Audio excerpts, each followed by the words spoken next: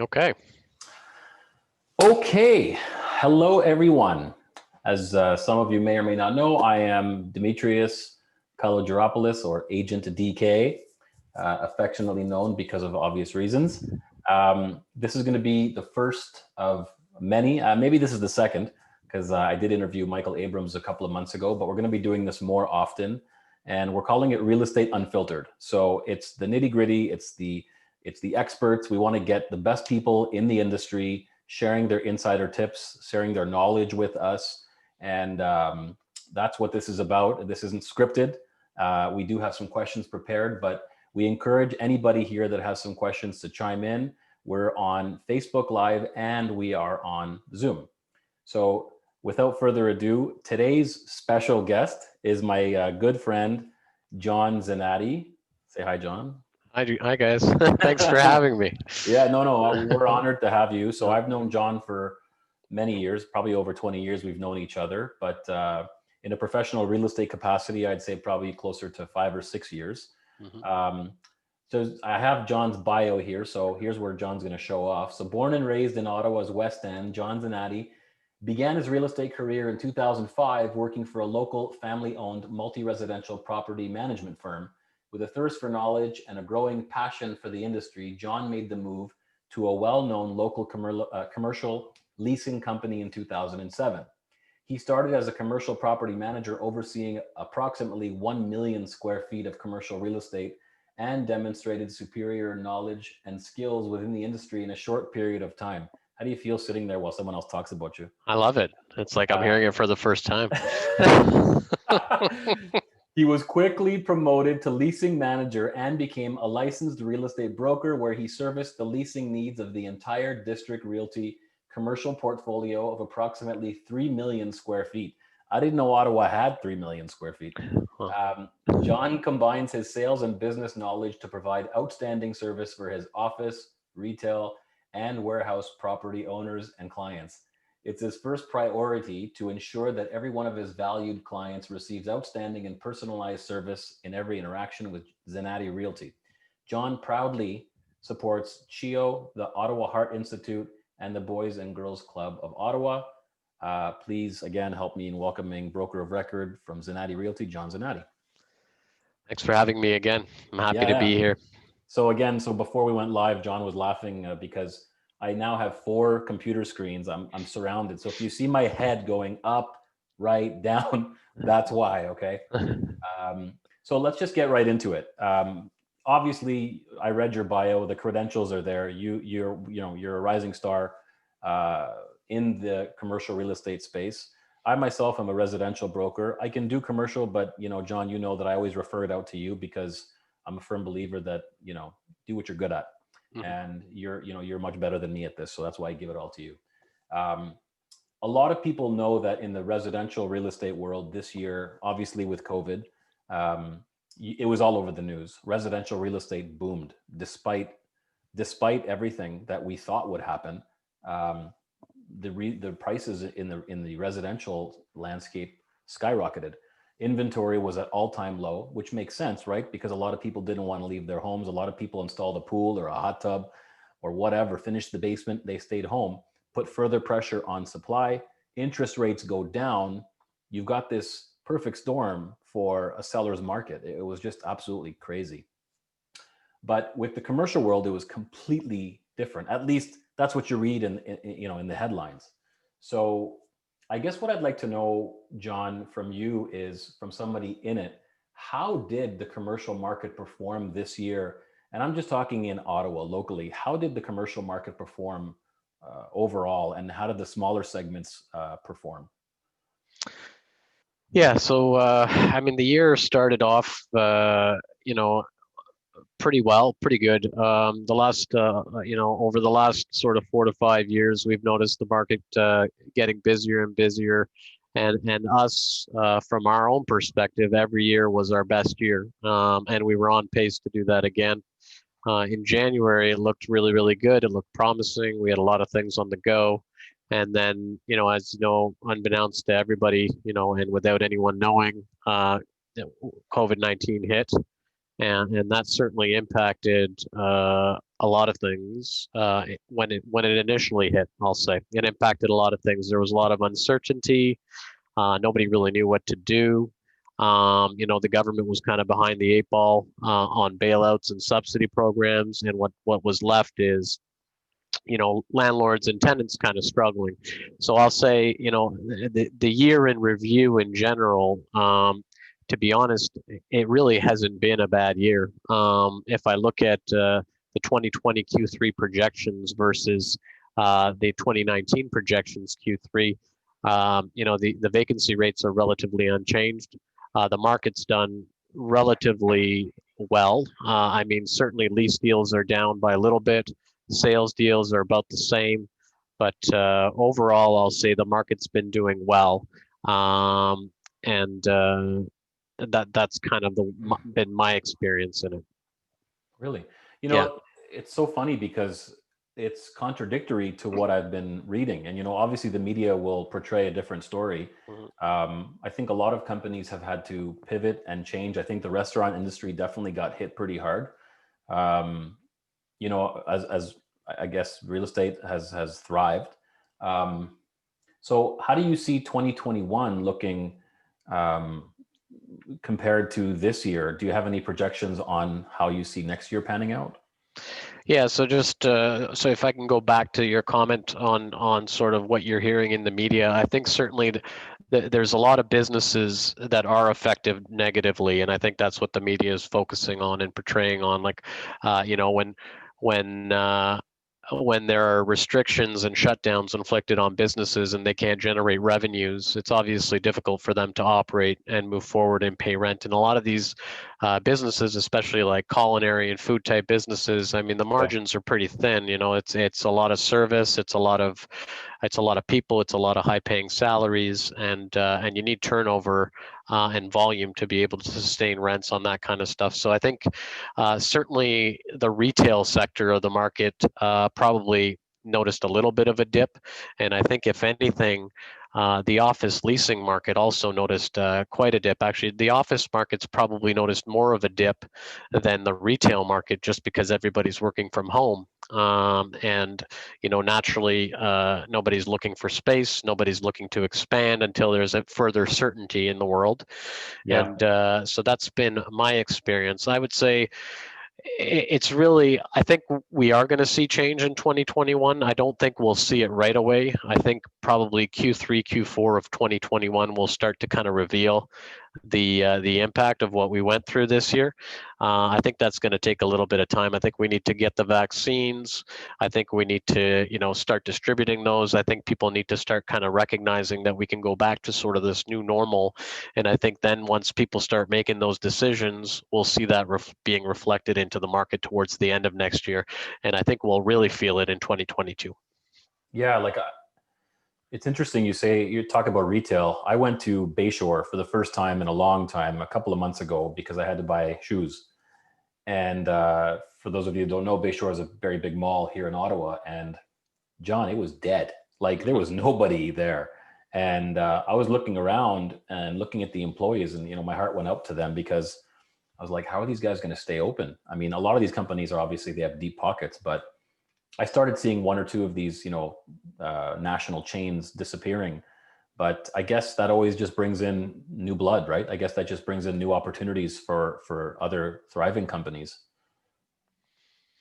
So yeah, speaking of Ottawa in general, like we're a boutique brokerage and we focus on Ottawa as a whole. We have eyes on the market, on a national level, and we deal with national tenants and so on. But looking at the Ottawa market in general, I don't see, there's definitely going to be large footprints and large landlords, are certainly going to feel the impact of this. I'm thinking of the big boxes that are like 100,000 square feet plus, or the 10, 15,000 square foot retail pockets. Like I think those guys are probably going to feel it somewhat, but I don't think the average investor or the local investor with the small strip mall or the few retail office tenants are going to be hurting that bad in our market specifically. That's good to know. Mhm. So where do you see a solid commercial investment then in Ottawa right now, in the multi-unit strip mall? Where do you see people investing? Where do you see opportunity right now? Yeah, so as I mentioned before, like we really haven't seen cap rates change at all on the sales side of things. We haven't seen fire sales on assets. We haven't seen anybody sort of losing their shirts, for the lack of better word. So I wouldn't say, there's a bloodbath out there and there's good opportunities. I think it's status quo for investors, and I think for investors it depends on the level of risk. It depends on, obviously with risk comes more rewards. So your returns are higher depending on the type of asset that you want. So I think it just comes down to who the investor is and what kind of money they want to put in to the bricks and mortar investment class. And Yeah. I think for long term, from my perspective, multi-residential investments are probably, the safest and lowest returning asset. And then I think industrial properties, in my mind, and office properties are still a good asset class to invest in. We've seen a huge spike in the 4-unit triplex, fourplex segment, multi-unit residential, huge gains this year as well, like on the residential side, and that doesn't surprise me. So as you know, I got my own office space about a year and a half ago, John. That's where I am right now. Mm-hmm. And obviously, looking at your background, there's some construction going on. I know that congratulations is in order because you got your own, Yeah. you also acquired your own office space. Yeah. So what exactly did you get for your team, and how big is your business, and how many square feet do you have, and when are you going to be done with the construction? Yeah. So speaking from a personal experience, I guess I purchased my office space. It's 3,700 square feet. It's an office building in a Main Street commercial zone, so it's got a bit of a retail component to it. Yeah. I bought it and closed on it in December, and Congratulations. thank you, thank you. Obviously I didn't see COVID-19 coming, so we bought it, we closed on it, and then we waited till, I think the tenants needed until March to move out before we could do any kind of work. And then as soon as they moved out, COVID-19 hit, and here we are. So it posed a good opportunity for us. With the slowdown of the real estate market, it kind of allowed us to focus on the renovation of this property, and we've gutted the whole thing and fully renovated it. So we're going to occupy one floor, which is 1,200 square feet, and we're going to lease out 2 other floors to other businesses that are complementary, so to speak. But I could tell you the level of traffic on my space from tenants has been very, very slow. Hopefully that'll change. Well, I first of all, congratulations on getting your own space. Yeah. That's amazing to have your own space. I can tell you from a personal experience, we've had our own space for about a year and a half. Thank God, because there's so many benefits to it. Obviously, you are a product to some extent of your environment. So I know you're like me. You want to create a positive work environment for yourself, for your team, and for your clients to come into a professional work environment. And myself, I'm part of Roy LePage, which is a huge company, a great company, but you've got hundreds of people. And when COVID hit, all the offices shut down and they were running things virtually, and everything to some extent was fine. But I was still able to, my family was home, and I was able to come into the office myself, and I was still working. Mm-hmm. And that was huge to be able to come in and have my space. And another reason why residential sales boomed, a lot of people that work from home now need that extra home office, right? Because they're not going to the government, they're not going in. I think slowly now people are, but for the longest time, people weren't, right?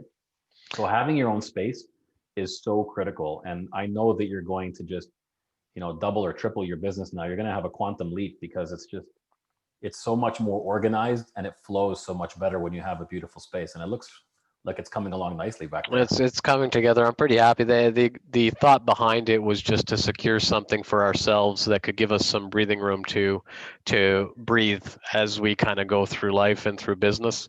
We can upsize if we need to, or we can downsize if we need to, and we don't really have to worry about negotiating that. We can focus on our clients and our listings. So that was part of a big part of why we did this. So That's awesome. mhm. So, John, I want to talk to you about you a little bit. Hopefully, that doesn't make you uncomfortable. Hopefully, it does actually, because that's what this is all about. It's making me blush a little bit. That's it.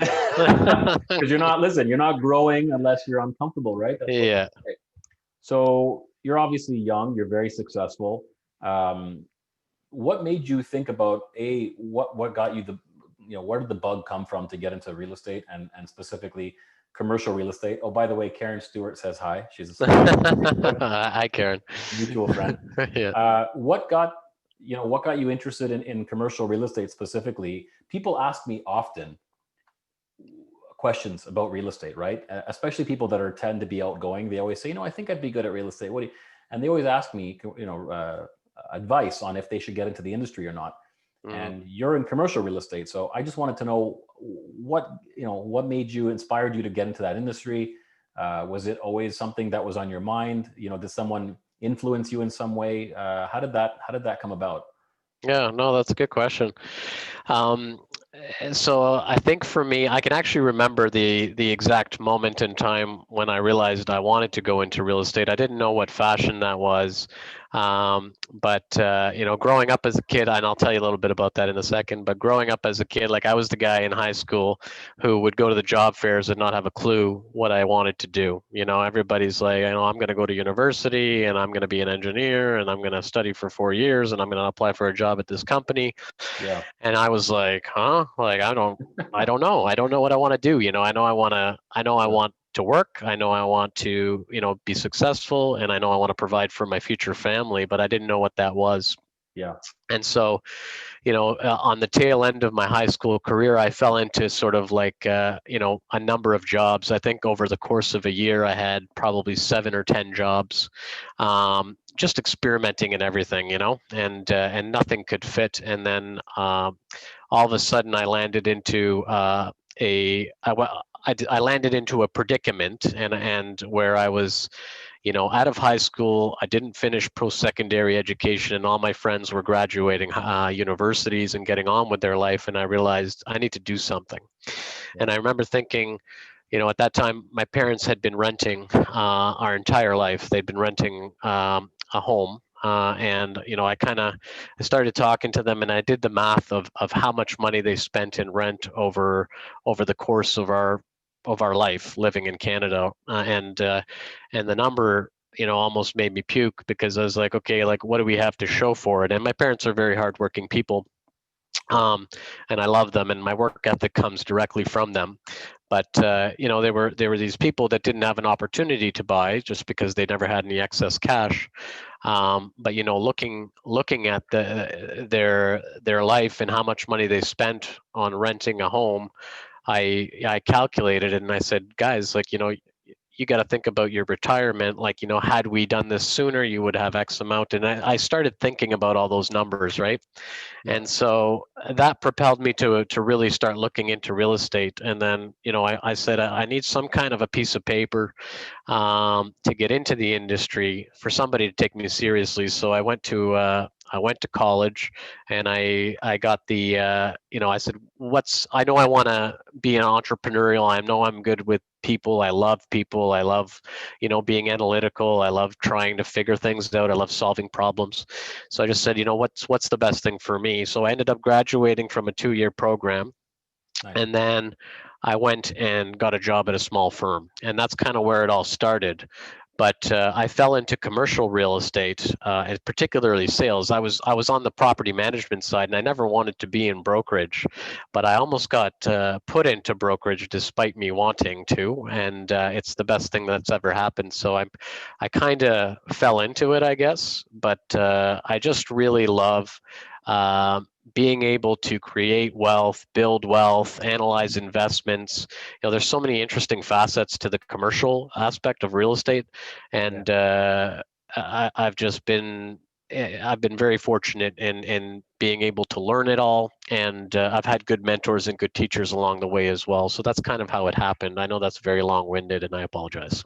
No, no, that was great. Yeah, yeah, I was just listening. yeah. I mean, we're all proud of you. Anybody that knows you, I see your signs everywhere, and every time I say that I know you and we're friends, people always say, "Oh my God, yeah, I see his signs everywhere." So you can't hide success. I mean, you might not dress fancy, you might not drive the nicest car, you might not whatever, but at the end of the day, the signs are there, and you'll see them. And you know, you're obviously you've done very well for yourself. Um, you know, it's not easy to look at your friends and to see everyone moving on. And you said a few things that struck a chord with me because I remember when I was in high school, I was always the expressive class clown type. Nobody thought I'd make it very far. My aspiration was to be a comedian, believe it or not. And Greek parents, you know, not that supportive in that aspect. But I still remember going to the guidance counselor, and there was a standardized test, and it's like, you know, you fill out these questions and it tells you what you're going to be. So mine said I was going to be a nurse, and I'm like, I have nothing but admiration and respect for nurses, but I didn't want to be a nurse. Yeah. But the whole premise of it was that I was supposed to help people because I like helping people. And you know, I don't. First of all, I don't have the like people that are nurses and doctors in medical field. I think they're amazing, and I don't know how they do it. I mean, they're doing the real hard work, you know. But I knew I wanted to help people, and same thing. I mean, people are going to university, and I never finished university either. You know, I had to stop to help my family financially, and you know, sort of the same thing. Feels like I fell into it, but I don't think anything really happens, you know, by mistake. I think that the thought of real estate was always in my mind. So I bet if you traced it back, there's something that motivated you or inspired you at some point.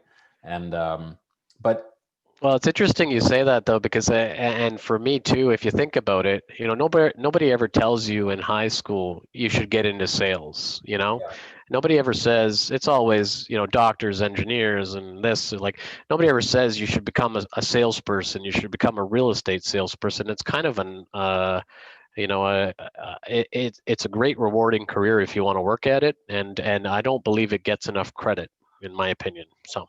I totally agree, and it doesn't. And it's the whole used car salesman. You know, like the one or two bad ones paints a brush for the entire industry sometimes. And I know a lot of really great car salesmen, but you know that's the whole, you know, Yeah. stigma behind it. And I know exactly what you mean. I love the saying that sales is the lowest paying easy job and the highest paying hard job there is. And it really does make sense. And I take it very seriously, as you do, and constantly working on our skills and the service we offer for our clients to give them the best, you know, possible service that's out there in the industry.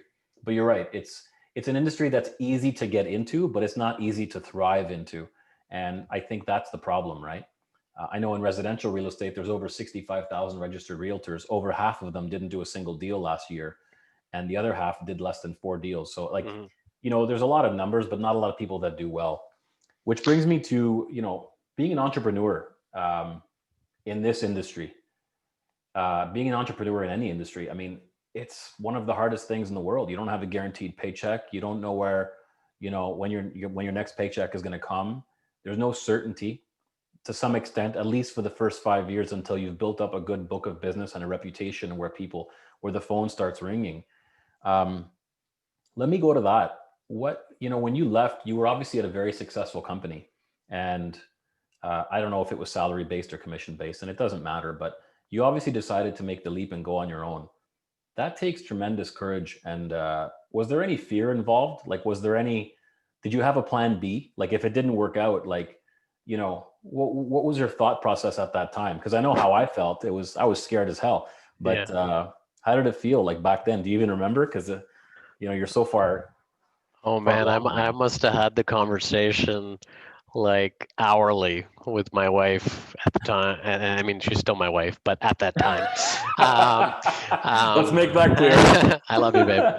Yeah. Um, but yeah, there was definitely, you know, you're always the hardest thing to do is go to the other side, you know, from an employee to self-employed.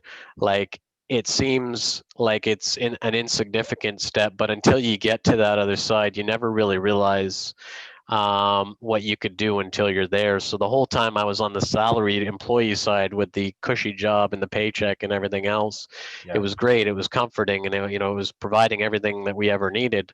But it was never going to get me. Um, it was never gonna get us what or me what I wanted for me and my family. So, and my parents grew up working very hard, but they were never able to sort of gain, any kind of uh, any kind of significant wealth or any kind of significant things that they could pass on to their children. Yeah. And what I wanted to build was a nice life for me and my family, and also a bit of a legacy that I could pass on to my kids as well. So. You just took the word out of my mouth. I was going to say that exact thing. You want to build a legacy, and Mhm. it's clear that you've done that. And I know your family's obviously very proud of you. Um, what advice would you give to somebody that's, a lot of people now they have jobs where there's maybe some job uncertainty. Maybe they're looking at making a change. Maybe they're thinking of commercial real estate. Do you recommend it as a job, as a career? And if you do, what are the steps somebody would take if they wanted to get into this industry? And how long does it take to make any kind of real money in this industry? Yeah, that's another good question. I would absolutely recommend it to anybody seriously looking to make a change. You often hear, um, especially in the residential real estate market, but it happens on the commercial side as well, where people kind of moonlight as a broker, and they always want to Yeah. get their license as a backup, Yeah. and they always want to run, with that one person. But um, I don't believe that's the way to do it. You'll never be successful doing that, and you're not doing anybody favors by doing that. Especially the clients that you're servicing, whether it's the one-off. You don't know enough about the Yeah. industry or about the business to be able to service those people properly. So I think, if you're serious about making a career change and you want to entrench yourself in it takes a lot of hard work. There's a lot to learn. Yeah. Um, and things like, I can go on for hours and days, but like, cap rates, rents, valuing, how do you determine what's a good deal, what's a bad deal, like what things do you have to look at? All that type of stuff takes time. Yeah. And it took me, to be completely honest, to get to where I am today, or to be able to get the confidence to do this on my own, it actually took me about 10 years to really learn the critical aspect of the business, and how to make it work. I don't think, had I done this 5 years ago, I don't think I would be where I am today. Mhm. And I would say, yeah. So as long as somebody's dedicated, willing to make it a full-time thing, and is okay sort of being a self-starter and working for themselves, I think absolutely real estate is the way to go. And it's interesting you said something that, well, first of all, 10 years, ever since I was like 18 years old, I remember hearing that from somebody, that it takes 10 years to get really good at something. Um, that's what I heard, from somebody. That was advice somebody gave me. So it's interesting you say that. And you're a person that had sales experience. You're obviously very social, and you're a people person. Do you think it's necessary to have, because in real estate, residential real estate school, they don't teach you sales. They teach you how to write contracts. They teach you about riparian rights, which, when do you need that? I mean, they teach you about stuff that's important, obviously, the basics, but they don't teach you sales. And it's funny because when I meet real estate people, they'll often say, I'm a realtor. I'm like, what does that mean? Do you have any sales experience? Well, no, but I'm a realtor. But your title is sales representative. And I find that a lot of people get into, real estate sales, whether it's commercial or residential, not being prepared because they don't have that sales foundation. Mm-hmm. So I always tell people, look, if you have sales experience, 3 to 5 years. If you don't have sales experience, probably closer to 7 to 10, because just to get sales skills, takes time, and you have to deal with people. Would you agree? Is it the same sort of in your industry? Yeah, absolutely. I think you absolutely have to be wired for this industry. I think if you're not wired a certain way, it's not the industry for you. You Yeah. definitely have to be adaptable. You definitely have to be flexible. You definitely have to be social, and there's a lot to it. It's about relating with all types of different people, different personalities, different statuses, and all that kind of stuff. So I think it's very important to have that, and I call it the you either have it or you don't factor, and I don't think that's something that could be taught. I think that's something that you just have. Right. But I would absolutely agree with you. If somebody has it, and if somebody wants to get into this industry, if they're not, thriving within 3 to 5 years, it's the wrong fit. Right. Um, you said before, John, that you have the ability to look at a deal and know if it's a good deal or a bad deal. Is it? I mean, you're obviously in a place now where, if someone, do people call you like that and say, "Hey, listen, I see this property. How fast can you look at it and say, you know what, this is a winner or this isn't?" Because sometimes timing is of the essence. Do you get those people asking you those questions a lot? I do. The foundation of my business was built on representing landlords on the leasing side. So that's the business. I believe that's the foundation to good relationships and trust, because you're keeping landlords' buildings full. You're bringing them tenants to their spaces. You're negotiating rents, which in turn is adding value to their properties, and Yeah. you have a beat on the market. So I often get calls from investors who are buying buildings through other agents, which I'm fine with, and they'll call me and they'll say, John, here's what I'm looking at. It's got this vacancy. What do you think? How long is it going to take to lease? What kind of rents do you think? I'm paying this number. Do you think it makes sense based on a cap rate basis? And like, I can analyze, once I have all the prudent information, I can give you an answer within 10 minutes, whether I think it's something we should look into Wow. further or not. So people will sometimes uh, use someone else and then still call you and say, "Hey, listen, I'm working with somebody else, but I need you to look at this and tell me." How does that make you feel? I'm just curious. Like, do you look at it as an opportunity to solidify a relationship? Do you get upset? I mean, how do you feel as an entrepreneur when people do that to you? So I don't get upset, because there's plenty of business to go around for everybody, and everybody has to make money.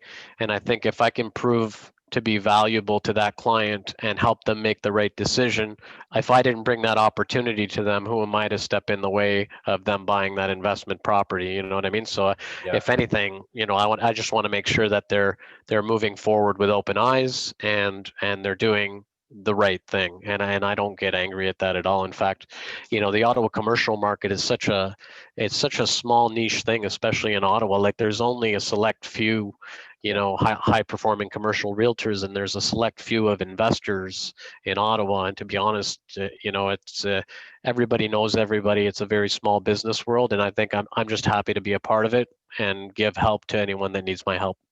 Well, that's an incredible attitude to have because not everybody would share that sentiment. And I think that's inspiring and an example for a lot of people. I get asked the same thing all the time. People call me and say, "Listen, I bought this. It just happened." It's sort of like when somebody cheats on you. It just happened. It's like they cheated on you and they're Yeah. trying to tell you, "Listen, I'm sorry. It just happened. I don't know how they ended up in my bed. It just Yeah. happened." Yeah. Anyway, so people call me all the time, and all the time. Like, I just bought this.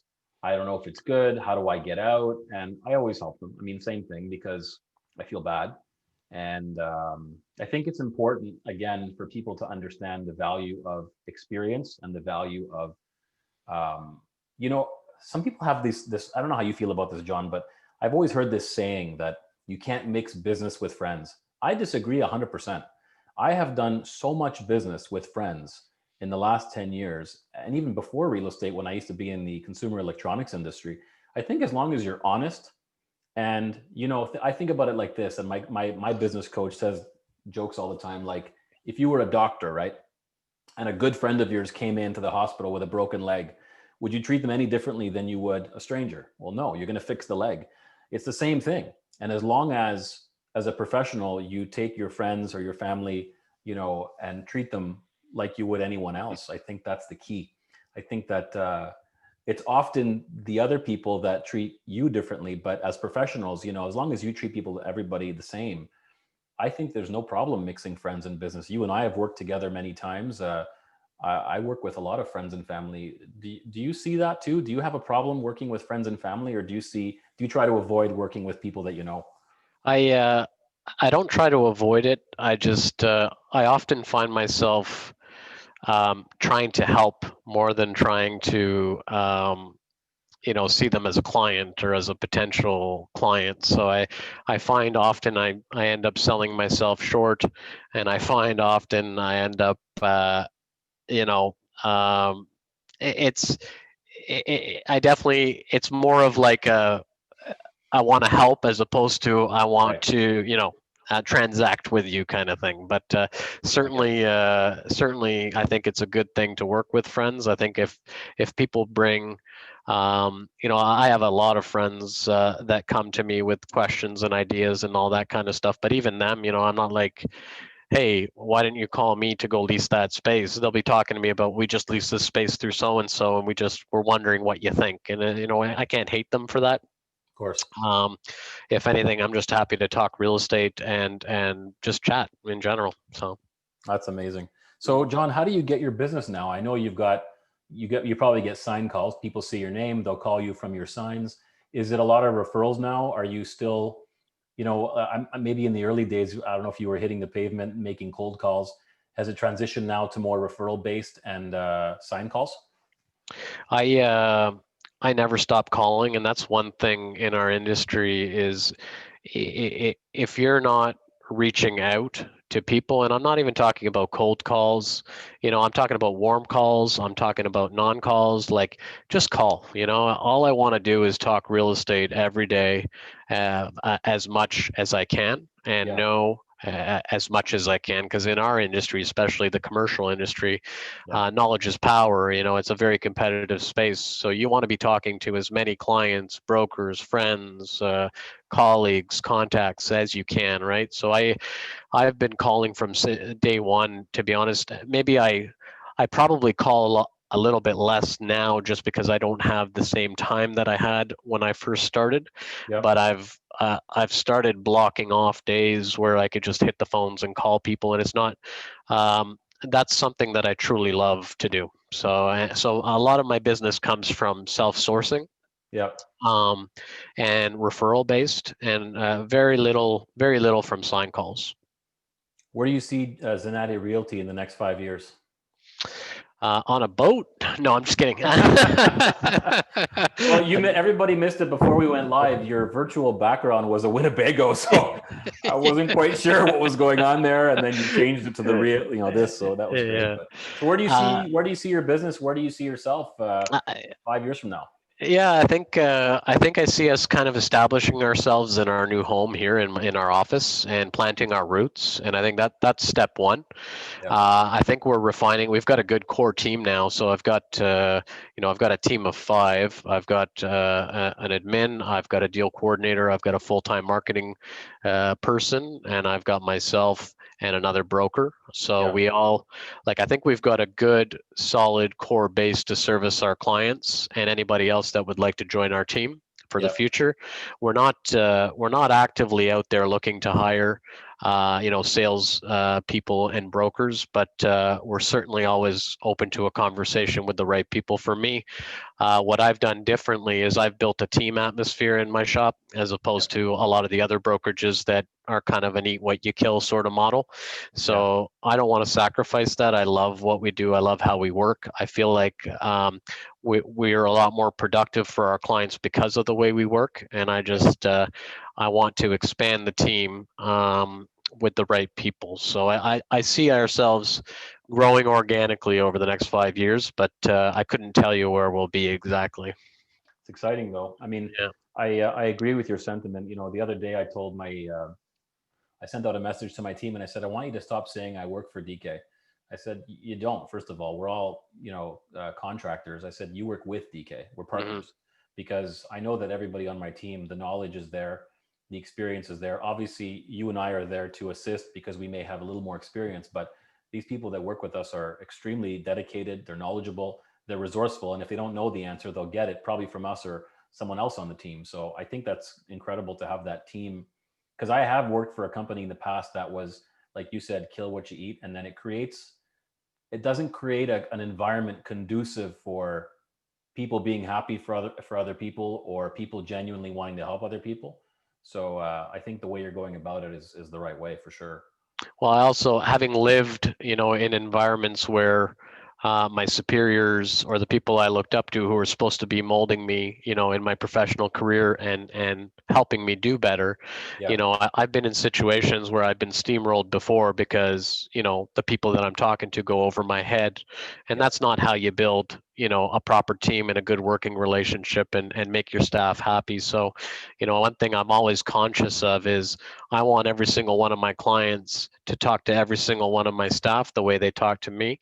Yeah. And I want every single one of my staff to be able to give the same service that I'm able to give to all my clients. And so, I've been caught in situations, and you can interview my staff and they'll all tell you, I've been caught in situations where, clients come to me directly after dealing with my staff. And I would have to say, like, it takes somebody to say, no, you know what, you're in good hands with this person. Yeah. Just reach out to them. They will take care of you. I'm overseeing everything. Don't worry about it. We work as a team and you will be taken care of. And honestly, it's been great. And it helps them build more confidence. It helps them build more experience. And I think that's the right way to manage. I think that's a testament to your leadership, John, because it's at the end of the day, it flows down from the top down. Mhm. And to be able to allow everyone on your team to create a better life like you have for your family, for their family, that's the ultimate contribution, I think, to life that we can give, right? Not Mhm. giving people fish, is teaching them how to fish. So I think that's incredibly inspiring. Uh, one of my last questions: what does inspire John Zenati? What inspires you to, to grow the team, to buy this building? What's your? I know you said you want to create a legacy for your family, but for you, deep down, what inspires you? Like, do you have any mentors that you look up to? What is it that gets you going? No, the only thing in the back of my mind is doing everything that I can for my family.